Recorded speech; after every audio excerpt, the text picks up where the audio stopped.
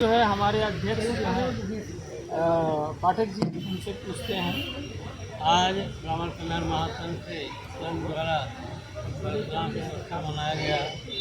ये जन्मोत्सव जो मनाया जाता है इसके कई कारण हैं। तो अक्षय तृतीया है। अक्षय तृतीया में पहला कारण है कि महाभारत की रचना की शुरुआत जो है गणेश भगवान आज ही के दिन किया था। गंगा माता का भारत पृथ्वी पर अवतरण जो है आज ही के दिन हुआ था। कुबेर को जो धनवान बने वो अक्षय तृतीया के दिन ही बने। सुदामा जो धनी बने वो अक्षय तृतीया के दिन बने। और भगवान परशुराम का जो जन्म हुआ वो अक्षय तृतीया के दिन हुआ। ये जो जन्मोत्सव है भगवान परशुराम का ये शौर्य और धर्म के प्रतीक रूप में जाने ये जो है त्याग तपस्या धर्म के रूप में जाने जाते हैं। किसी भी महापुरुष का जो हम जन्म मनाते हैं उससे हम क्या पाते हैं क्या सीखते हैं ये हमको जानना चाहिए। सबको जो सीख लेनी है हमारे ब्राह्मण समाज का, तो ब्राह्मण समाज का जो आज की स्थिति है समाज को दिशा देने का हमेशा काम ब्राह्मणों ने किया है। और ब्राह्मणों को दिशा देने के लिए जरूरी है कि पहले उसमें खान पान शुद्धता आचार विचार में शुद्धता हो। और वो जो है ब्राह्मणों के जो कार्य हैं वो समाज के हित में कार्य करेंगे तो समाज में आज उनको मान सम्मान और व्यवहार से उनको मिलेगा। आगे जो है हमारे ब्राह्मण समाज के लिए ज़रूरी है कि भविष्य के उज्जवल भविष्य को देखते हुए ब्राह्मणों को आज के जो बदलते हुए स्वरूप है इस बदलते हुए स्वरूप में हमको राजनीतिक परिस्थिति में चिंतन करने की ज़रूरत है। हमारा जो धर्म है हमारे जो पहले के ब्राह्मण लोग थे उन्होंने अपने बुद्धि अपने दिमाग से अपने तर्क से अपने विज्ञान से वो समाज की सेवा ही किया। तो समाज की सेवा करना और पूर्व में हमारा जो गौरव है उस गौरव की रक्षा करना ब्राह्मणों का कर्तव्य है। हमारी संस्था का जो निर्माण हुआ है इसका मुख्य उद्देश्य है कि जो ब्राह्मणों में गरीब लोग हैं उस गरीब लोगों को सामाजिक प्रोत्साहन के लिए सामाजिक विकास के लिए जो कार्यकर्ता हैं काम करने वाले हैं वो समाज के माध्यम से उनके जो बच्चे पढ़ने लिखने वाले हैं शादी विवाह करने योग्य हैं। तो ये जो हमारा समाज है हमारे जो ठाणे बाबा कल्याण महासंघ के लोग हैं समाज के द्वारा सामूहिक से जो है वो उनका योगदान समाज के लेने के लिए उनकी जो उपलब्धि है उनको जो शादी में काम करने के लिए पैसे की ज़रूरत है आर्थिक मदद है वो करने का प्रयास किए जाने की ज़रूरत है। इसके अलावा हमारा जो ब्राह्मण समाज है ये हम ये तो कहते हैं कि बड़े व्यवस्था के हिसाब से कि हम बहुत उच्च स्थान है लेकिन हमारी जो आर्थिक स्थिति है उस आर्थिक स्थिति पर आज तक कोई गौर नहीं किया गया है।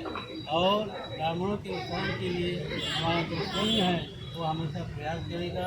लड़के लड़कों की शादी के लिए जो मेधावी छात्र हैं उनको पढ़ने पढ़ाने के लिए ब्राह्मणों के सहयोग से उनकी आर्थिक मदद करने के लिए हम लोग तैयार रहेंगे।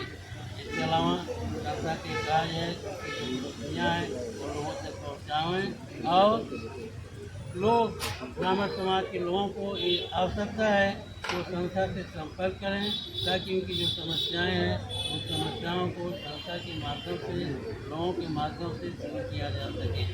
हालांकि हमारे समाज में बहुत बड़े बड़े ब्राह्मण हैं धनी ब्राह्मण हैं लेकिन कोई भी ब्राह्मण गरीब ब्राह्मणों के सहयोग के लिए मदद के लिए कभी आगे नहीं आता है। तो संस्था के माध्यम से ऐसे लोगों से संपर्क करके गरीब ब्राह्मणों की मदद के लिए प्रयास किया जाएगा। इन दो शब्दों के बाद जय परशुराम।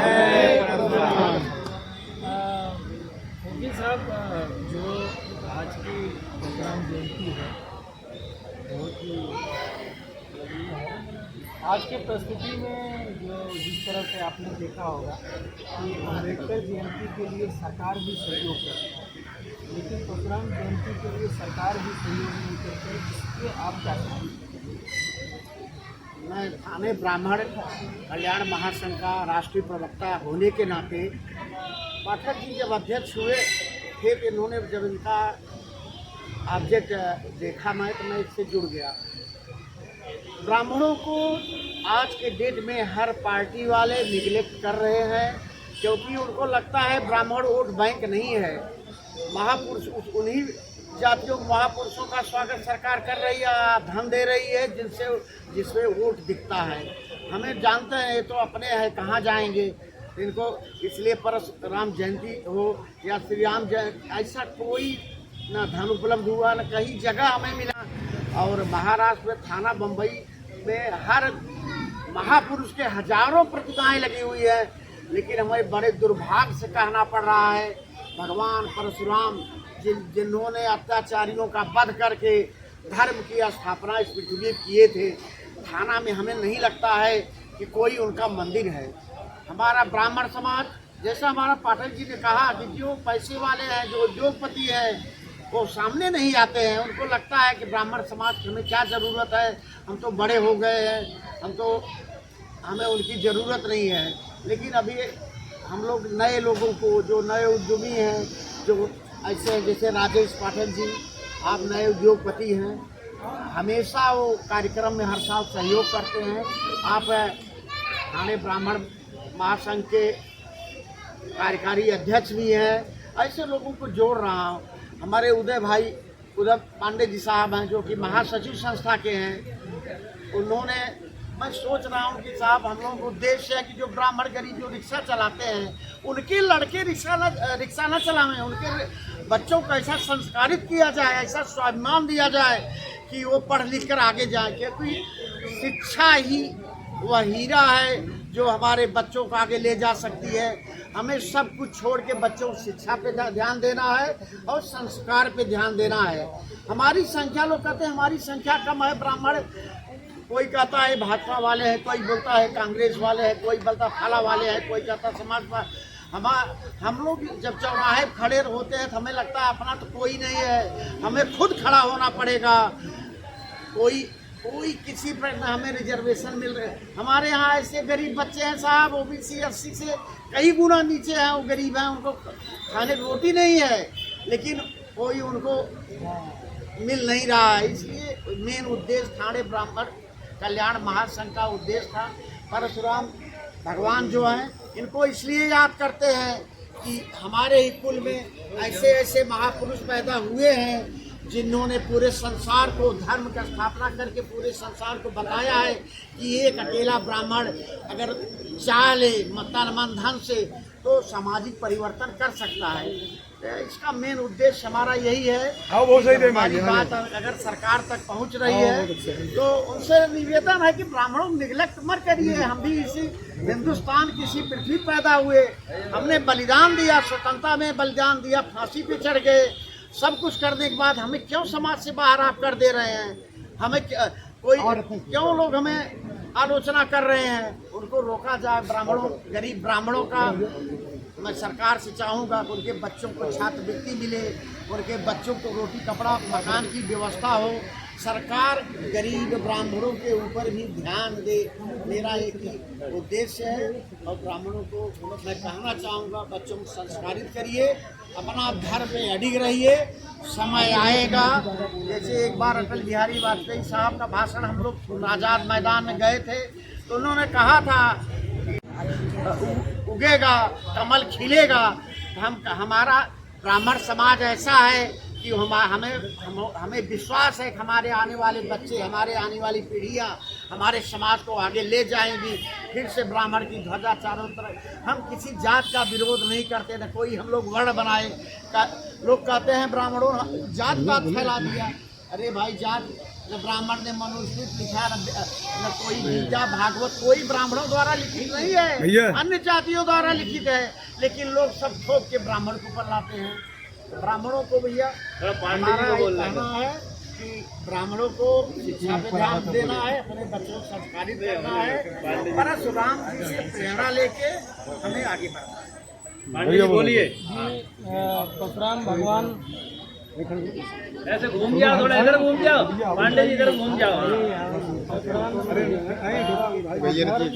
धर्म को स्थापना करने के लिए उन्होंने फरसा उठाना उनके लिए कर्तव्य बना। तो जब तक आप ब्राह्मण समाज एकत्र होके आप अगर सरकार चाहती है कि आप वोट बैंक के ही हिसाब से आप रहें तो ये इस्तेमाल आपको बताना पड़ेगा अपनी ताकत।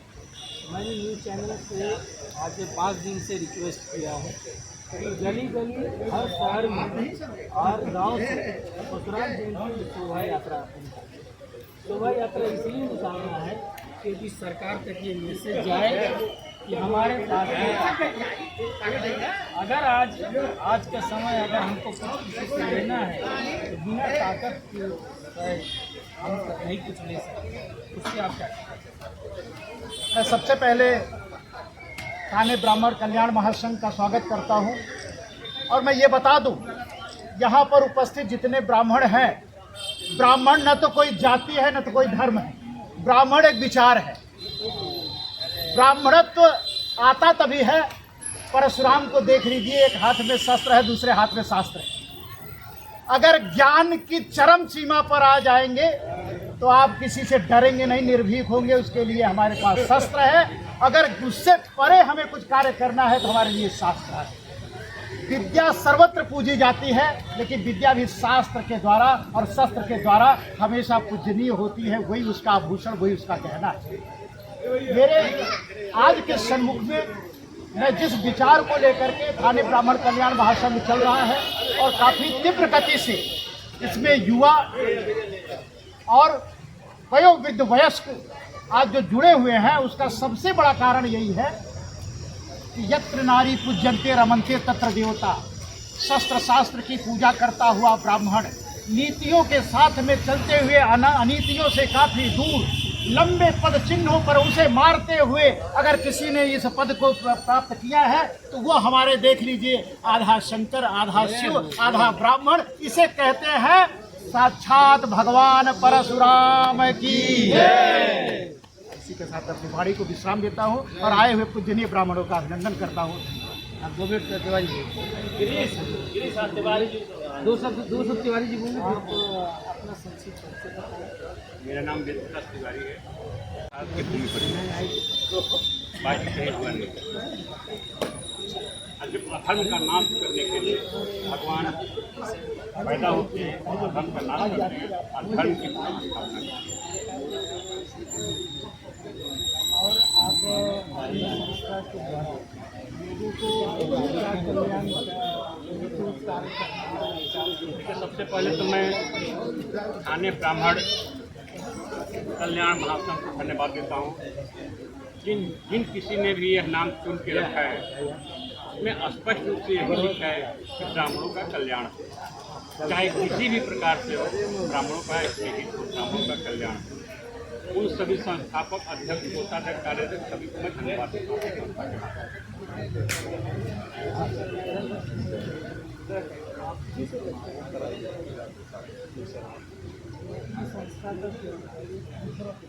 हमारे सब ब्राह्मण भाइयों को इकट्ठा करो। ए विजय भाई, सरकार को दिखाना चाहिए। विजय भाई 1 मिनट रुक चाचा, तू तो नहीं कह नहीं तो है क्यों हम नहीं बोले हमें देखे ना बोली ना। धन्यवाद, धन्यवाद। आप देख रहे हैं कृष्ण